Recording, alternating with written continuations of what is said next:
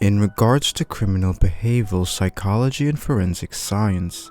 Completely understanding the motive as to why a person would commit a homicide can be influenced by many different perspectives. Some examples being a plethora of severe mental illnesses and psychosis. This could vary from bipolar disorder, schizophrenia, sadistic personality disorder, depression, others being more technical such as spousal revenge filicide, severe postpartum psychosis, even paraphilia disorder. Some stemming from financial gains, others with a more genuine malicious intent.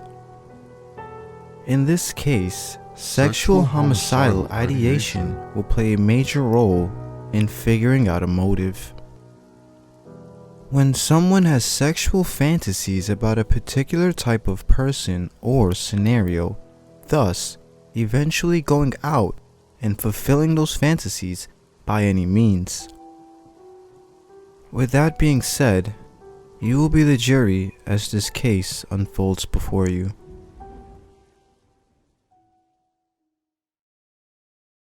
On June 9th, a visiting scholar student by the name of Yingying Zhang was expected to meet a professor at the University of Illinois. After failing to arrive and countless failed attempts to get in contact with her, the police were instantly notified and Yingying would officially be reported missing.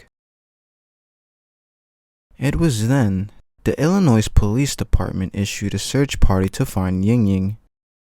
The search party was accompanied by dozens of foreign exchange students from the university. With no clues or evidence, the case began to grow cold. Police decided to take a different approach and review every surveillance footage within the campus. Yingying was recorded standing on the sidewalk where she was then approached by a black car, then is seen getting in.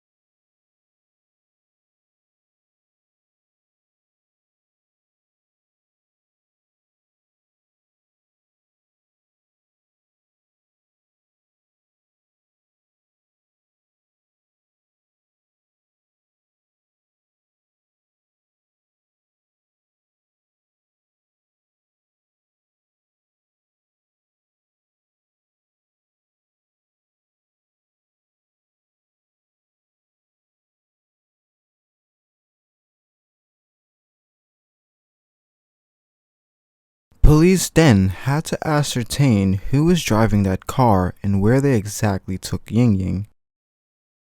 With this footage, police were able to uncover the exact make and model of the car Yingying had gotten into. The car seen on the footage would turn out to be a black Saturn Astra, one of a few dozens registered in that area. The driver of the vehicle was later identified to be 29-year-old Brendt Christensen, a physics scholar at the university who obtained his master's degree and often taught freshmen during the spring semesters. Police would then question Brendt for a second time, but this time they had more evidence. So I know that you spoke with my colleague Joel. I've briefly been able to talk to him. We've been kind of running all over the state. So if you can kind of give me a recap of what you told him, I would appreciate it. Our investigation, as I'm sure Joel probably told you, is the disappearance of this woman, this young lady, and the most viable tip that we had referred to a black Saturn Astra. That's why he came and talked to you the other day. Do you remember what you told him? And I'm not going to hold you to it if there are certain details you forget. So they came, they were just checking out all of the Saturn Astros in the area. Mm-hmm. I know it's a pretty rare car, so probably a short list. Yeah. He asked where my wife and I were during, I think it was 2 to 3 on Friday. And I mean, I graduated a couple weeks ago, so I'm looking for jobs right now. So, okay. I mean, I was either playing video games on my computer or taking a nap during that. So, I was unable to produce an alibi. I looked into certain things to try and see if I could get some kind of info for an alibi. I sent some texts around that time, but none exactly between 2 and 3. I let them come in the apartment. They searched for stuff. I let them come in the car. They searched for stuff there. That was pretty much it. Okay. Brendt has now partially locked himself into an alibi. Whatever adjustments he make here on out can hinder his credibility and of course be used against him during a more critical time. He also seems quite aware of the rarity of his car and not once tries to refute the allegations. If we take a closer look at Brent's kinesics, when a person crosses their arms, this is usually a telltale sign as being defensive or vulnerable. Though this isn't entirely true, it's worth mentioning as the situation at hand pertains to the disappearance of a foreign exchange college student. What'd you graduate in? Master's in physics. In physics? Yes. Wow, that's way smarter than me. Thanks. You mentioned that you thought you possibly sent text messages between, the hours of 2 or 3, so you weren't able to find any. That's correct. Do you recall any text messages they sent that day, or were there? Oh yeah, there were times? one. I actually left. Well, I didn't. They didn't look through the phone, but I was showing them texts on my phone. Okay. Like someone sent me a text at like 1:30. I responded at like 3:45 or something like that. So,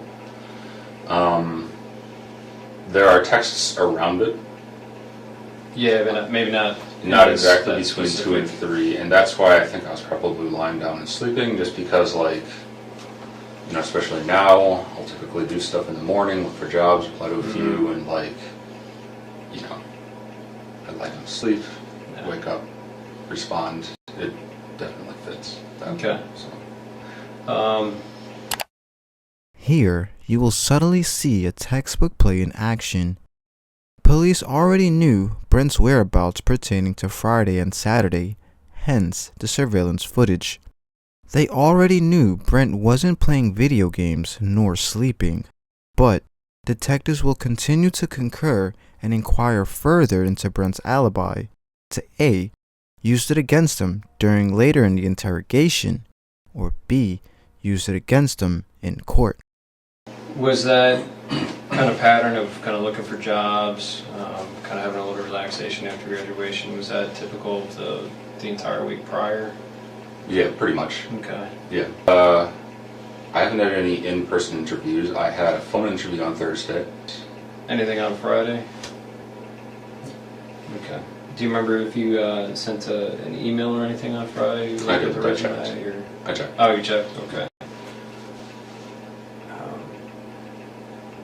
Do you have any questions for me before?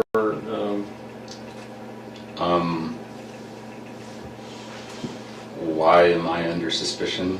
Is it just my car, or is there anything else? A valid question posed by Brendt. Throughout history, it's been proven that guilty suspects will often act oblivious to the severity of the situation beforehand. But, following with the question, is there anything else, would undoubtedly raise an eyebrow and cause minor suspicion. An innocent person wouldn't entirely be focused on the evidence held against them. An innocent person would most likely see the evidence used against them as impossible, as they know they aren't guilty. Detectives will withhold evidence for the time being and inquire more into Brent's alibi, waiting to interject at a more pivotal moment. Do you have any questions, Eric?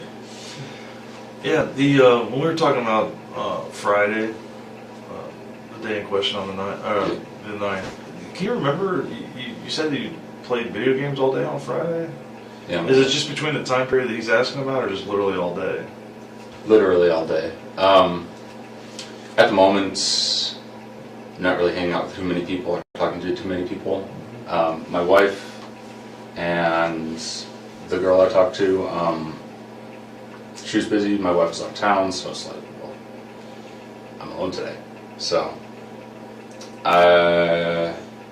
yeah. You didn't go cruising campus or anything? I did on Saturday, but I mean, getting a little stir crazy, just decided to go out for a drive on Saturday. But did you go out to eat or anything? Go any places? No, I didn't go out to eat. Now, Brendt has partially admitted to taking a drive around campus that Saturday evening. Prior to this interrogation, Brendt was questioned by FBI agents on a separate occasion about his whereabouts. Though he doesn't admit to picking up a female, he lied to FBI agents about not being home. As police most likely have shown him the bare minimum, police will now ramp up their pressure, calling Brent's bluff and referencing to the footage.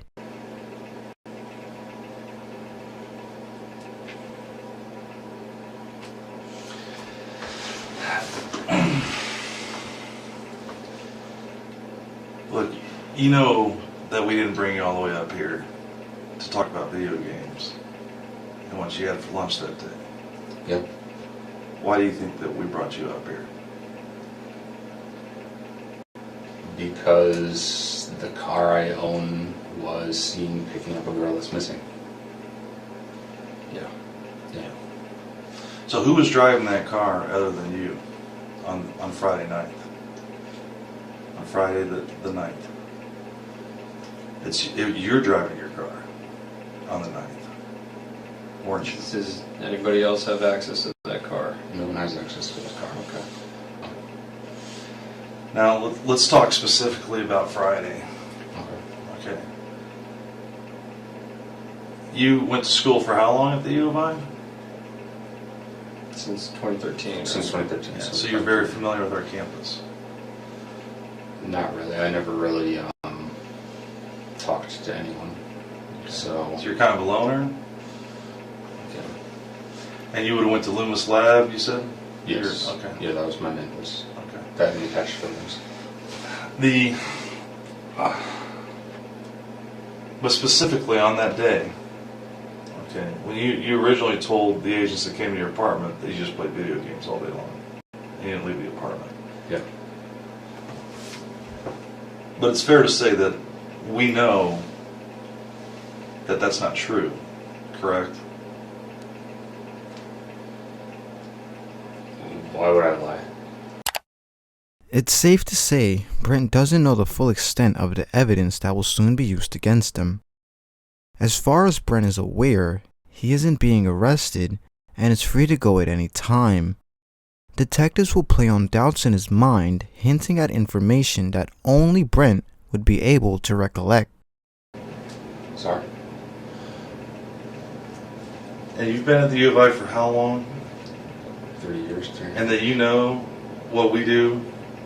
I work in the Detectives Bureau at the U of I, and you know what we have access to? Cameras. Do you think that we're not going to track a vehicle all over campus?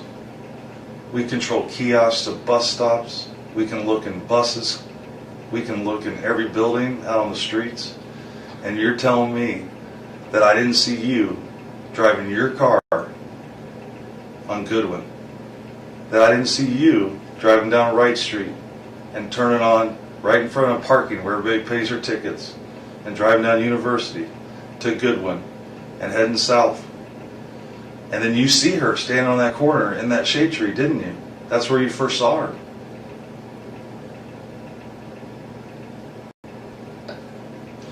then you turned on Clark. And we still have cameras. I've seen the videos. I didn't see me. You've seen what we've allowed you to see. Can I see this stuff that you're talking about? Do you think that we brought you up here to show you video? We want to understand why you did it. Yeah. We want to understand why you stopped her to pick her up. Was it to give her a ride? Are you afraid to tell us that you gave her a ride? Maybe you wanted to make a couple bucks as an Uber driver, and she told you I had to go sign a lease at One North, and you're like, oh, I know where that's at. I'll drop you off. If you're afraid to tell us that you gave her a ride someplace, we can work with you there. But I know that you picked her up. I know you did. I saw you in your shirt, arms fully extended.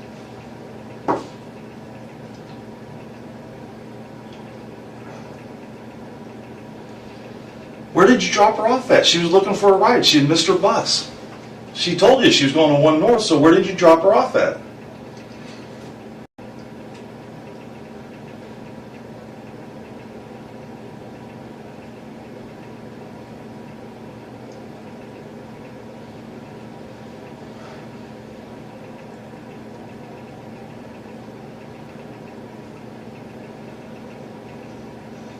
Maybe I'm getting my days mixed up then. Okay. Detectives now have one foot in the door. With the ongoing psychological stress, an alternate question posed by the detective, and the great use of the pause technique, Brendt has now admitted to picking up an Asian female on Friday. If we take another look at Brent's kinesics under a microscope, of course, Brendt clearly shows signs of a change in disposition. His body posture changes from defensive to more open and susceptible after being confronted with that evidence. His voice begins to quiver, most likely due to hyperarousal and the fear of being caught. Brendt will now adjust his alibi to coincide with the timeline. I thought I drove around on Saturday. I did pick a girl up. I don't remember where. Okay. I saw her picture. I don't think it was her, though. Do you remember the girl's name that you picked up? No, she was talking very broken English. Okay. Tell us about what happened. What time of day was that? Early afternoon. I don't really remember. Okay. I was just driving around. I saw a girl, and she was very distressed. Okay. So I stopped my car and looked at her. I Okay. asked her if she needed help. I talked to her for a little bit, not much. I gave her a short ride, a couple blocks. Okay. She freaked out and got out. Okay. That's all it was. Brendt has unknowingly locked himself into a lie the detectives know isn't true. By saying he picked up an Asian female on Friday that seemed undoubtedly distressed, Brendt would need to know the little details, as the only way to perceive someone being in distress would be to visually see their facial expressions or hear their tone of voice. Detectives know this and use this as leverage. Where were the streets at? Do you remember? No, I don't remember. Do you remember what she was wearing? No, I don't. Well, you would remember No, this that's- very specific, though, because when you pulled up to her, you rolled your window down and she leaned into your car, so you were looking right at her face. And what does she have on her face? What does she have on her head? You were looking right at her. I don't. You don't remember? Things like that. No, I mean, even so, I taught many semesters here, and a lot of the students were Asian. Okay. Was she wearing glasses? Did she have a ball cap on? She might have been wearing glasses. I don't remember that. So What did she tell you whenever you rolled down the window and you were chatting with her? You said she looked distressed. that's when I stopped. Do you remember? Brendt claims he doesn't remember what the female was wearing, nor what she looked like, which clearly shows signs of self-preservation. Remember, at this point, detectives knew Brendt picked up Yingying and lied to FBI agents about doing so. So, You were definitely driving all over campus, and you were by yourself, and you weren't playing video games all day. So why would you tell us that? Why would you tell the FBI that comes to your house that I you thought it were was Saturday. I don't. Maybe I mixed up the days. I mean, I thought I was doing it Saturday. So what did you think that those two agents were at your house talking to you about when they came over? Friday. That's why. I mean, Friday is a day, or Friday, or they're there to ask you if you picked up an Asian female and gave her a ride? about Friday. I mean, they were asking me about Friday between 2 and 3. So I told them. I mean, maybe I got my days mixed up. You know, I said a little bit ago. I thought I was doing this Saturday. But you didn't bother to tell them, oh, I didn't. I played video games all day Friday, detective, but I actually did pick up a female on Saturday. You didn't feel the need to give them that information? And it might be important? I mean, All right, so you go northbound through University. Where do you go next? Do you remember? I don't know. So when you cross the railroad tracks, did you turn to the left or to the right? I don't remember railroad tracks. So those are a little further up, I think. For the next hour, detectives will have Brendt retrace his movements on a Google map. Presumably, Brendt will give the detectives the wrong location, but will have to concur for cross-examination at a later point. After retracing Brent's steps, detectives then focus on a motive as to why Brendt would be driving around the campus that Saturday evening. I'm going to ask a personal question. Don't take it the wrong way.